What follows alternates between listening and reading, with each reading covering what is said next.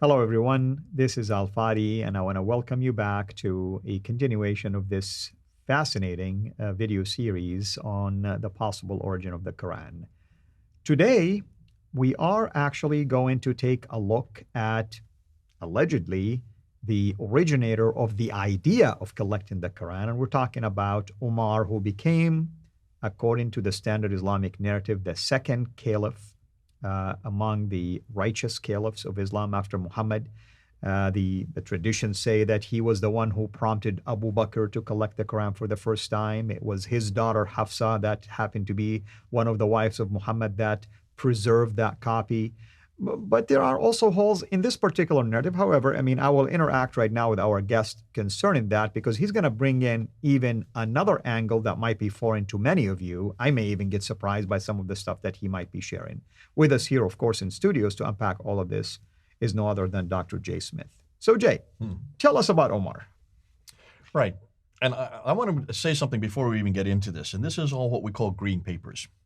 What do I mean by that? A green paper is what they use in Britain when the government wants to put something out there to see what hot people think. There's also what they call white papers, but the green papers are the first initial material they put out there, and they try to get a reaction to see whether or not this makes sense. And in some ways, that's what we're doing with this new material. We're not sure yet how it happened, because we don't know really where the Quran came from. But we now think we are starting to get some ideas of where it could have come from. And we need to connect the dots. That will probably take another 2 or 3 years before we do that. But nonetheless, in 2022, what are we saying? What are we looking at?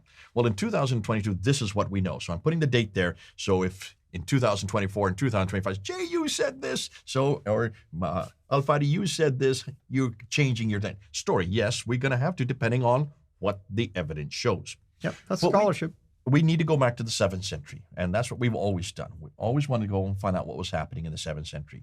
And in the 7th century, we do have a man named Umar. Now, don't get confused with Umar the Caliph. That's not Umar the second Caliph, that the standard Islamic narratives. In fact, the standard Islamic narrative Umar lived way down in Medina. This guy did not live in Medina. He actually came from Hira, which is in Iraq, which is today Kufa, just south of Baghdad today, which used to be called Ctesiphon back then. And he was a Jew. He was not a Muslim. However, in 647, he commissioned a coin. And the coin had, in 647, has a name named Muhammad on it. It's a coin that was commissioned by Umar. It's an image of a king. It's probably his image. And he has a cross in his hand. What does that suggest if he has a cross in his hand? Well, the cross, of course, represents Christianity. So this is a Christian king. Right. Oh, that's interesting. Why would someone be calling Muhammad? Why would he have the word Muhammad there if he's a Christian king? Can you see there's a problem there? Right. So this has been causing a lot of problem for the numismatists. Numismatists are experts in coins, and they are the ones who are having to look at these coins, and they're trying to do what Van Putten did at the beginning of the series. They're trying to take the standard Islamic narrative, and they're trying to put it into these coins here, and they're finding a problem here because it just doesn't make sense. You can't have a Muslim Umar who is down in Medina with a cross in his hand, right, and referring to Muhammad. It just doesn't make sense. So you've got to find out what's going to come out, what it's going to be sifted through. Then you have to sift it. And what you sift is what, just follow the coins. Just follow what's happening back then. And what we do know is that this Umar in 644 had a debate. And he had a debate with a guy named John the Setter. This debate, after it, this John the Setter, he then at this time, he was debating about this diatessaron. The diatessaron is what? Do you know anything about the diatessaron written by Tatian? Well, that's basically the harmony of the Gospels. You take the 4 Gospels put together like in a one full story, technically speaking. Okay. He lost this debate to John the Setter, and he was given this diatessaron. Now, diatessaron would have been written in Syriac. Right. So it's a Syriac copy of this Tatian, what Tatian put together as a compilation of the 4 Gospels. He then met a guy named Gabriel and got really influenced by this Gabriel, who was a priest. He comes into Jerusalem and conquers Jerusalem in 638. Now, that's all historical. That's very well known. Sophronius is the bishop there. He wants him to go to the Church of the Sepulchre and pray with him. as the conquering hero. And he says, no, no, no, no, I don't want to desecrate because I'm a Jew. It wouldn't be good for me going to this. So what does he do? He goes right up to the Temple Mount. Ooh, that's interesting. Well, for a Jew, that's very important. Because Of course. why would that be important for a Jew? Well, the Temple Mount represent a whole lot of things. I mean, place of sacrifices, Holy of Holies, and many other things. He wants to basically go back to where David's temple was, which is on Right. Mount Moriah, which we now know as Marwa and Safa. Marwa is where the Dome of the Rock sits. If you want to look at where it is today, it's where the Dome of the Rock sits. But remember, the Dome of the Rock was not built until 691. So we're back in 638. He goes and he builds a structure there.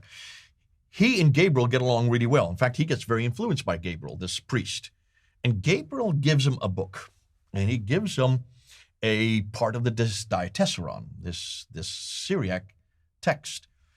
And it's fascinating because it looked like what he gave Umar was what then became the Quran later on.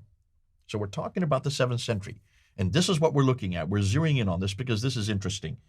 Now stop and ask yourself, back in 2015, they came across the Birmingham Folios, which is 3 stories. A story of the 7 sleepers of Ephesus, the story of James the Lesser, and the story of Moses. Right. Those 3 stories, 33 verses, are really from the 7th century. They're written in Arabic. They are written without any dots and no harakats and no ijams, no dots or vowels. So these are the in ancient tense. And of course, into the dating of the carbon dating, radiocarbon dating, they would go from 568 to 645. So that's about the time of Muhammad. So it's about the time of what we're talking about, because that would cover what Umar is doing. That would cover the same time period that Umar. It could be that these very 3 stories were part of that nascent text. Right. But they're nothing to do with the Quran, are they? Well, they are today, but they're nothing to do with Islam. Maybe that's a better way to say it. At least those stories are affiliated with a Christian, type of heritage. Exactly. Yeah. Now, this Jew who's given this book in 638 coins this coin in 647. What happened between 638 and 647? It looks like he became a Christian. Looks like he was converted. We don't know, because there's not enough that we can say. What I'm assuming, and this is me saying this, I'm assuming that it was because of Gabriel that he was converted. Nonetheless, by the time of 647, when he coined this coin, he now is a Christian because he has a cross there. He's no longer a Jew, he's now a Christian. Mm-hmm. And he now introduces the praised one. Who do you think the praised one would be in this context? Well, in this context, it doesn't sound like it's Muhammad. We're talking about a different person. It looks like it is possibly Jesus Christ. I'm assuming this is the praised one. They're referring to the person of Jesus Christ. And from a Christian standpoint, it makes sense. It makes sense. Yeah. So this happens in 647. Now, let's now turn to the 9th and 10th century when you get to the standard Islamic narrative. What does the standard Islamic narrative say? This Muhammad receives a text from Gabriel. That's right, which is an angel. And who is the Gabriel in the 7th century? He's a priest. The one that you mentioned is a priest. His name is Gabriel as well. Right. But this priest in the 7th century gives a text to Umar, A different person. who refers to himself as, or refers to Muhammad on this coin. Can you see they've taken what was probably an original story, which did exist and has been passed down, had been recounted orally over the centuries, because now we're into the 8th century, going into the 9th century. So 200 years later, the story about Gabriel, the priest who gives this book, the Diatessaron, to this conqueror of Jerusalem, whose name is Umar. Mm-hmm. Now that becomes to, instead of a priest who is Gabriel, it becomes the angel who is Gabriel, who then gives the text to the new Muhammad, the 9th and 10th century narrative, the standard Islamic narrative Muhammad. And that Muhammad doesn't live in Jerusalem. He lives in Mecca and Medina, way down in the Hijaz, Mm-hmm. when we know that there is no Mecca that early. Medina, yes, it was called Yathrib. So even the name is wrong, and the place is wrong. This is what we're starting to see. We're starting to see kernels of truth that are there in the 7th century that are then embellished and changed, using sometimes the same name, and introduced as another narrative by the 9th and 10th century. Hold on to that, because that's going to become important as we now move into the next episodes. One last question before we wrap this up. Someone might ask, so where did we get this information from about the Umar and the priest Gabriel's. I want you just to reiterate it one more time for people to know that there are sources that you're basically referring Oh, these are all sources well known. These are sources from, these are the documents that are written. This is in Robert Hoyland's book, Got it. Islam as Seeing Islam seeing as others saw it. as other saw it. When it's looking outside of the tradition and seeing what we really know from the 7th century. Now, what Robert Hoyland did in 1997, he took all the stories that existed in that area that are from the 7th century and the 8th century, not from the 9th and 10th century. He wanted to see what actually was what we have on the ground. This story is in his book, on Hoyland's book that came out in 1997. And that's a very scholarly book, of course. I mean, we're not talking about just mediocre amateur writing. It's here. a treasure trove. Absolutely, absolutely. I have it on my shelf. So that's great. Thank you so much, brother. Next time, I guess we are going to start to venture into the rasm and the dotting and the vowel markings and so on and so forth. Now we're going to move into the 8th century and say what happened then with that original text. What then went wrong? To assist in reading it, actually. There you go. Yeah.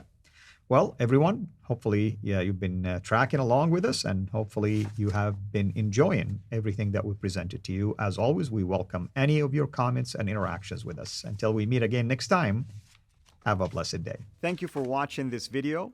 Be sure to like and subscribe to our channel, CIRA International, and click on the bell so that you receive notifications whenever we publish a new video or go live. I would also like to appeal to you to consider becoming a Patreon patron by clicking the link right below. By doing so, you can give towards the production of these videos. There are also other options for you where you can give to our channel. I thank you from the bottom of my heart.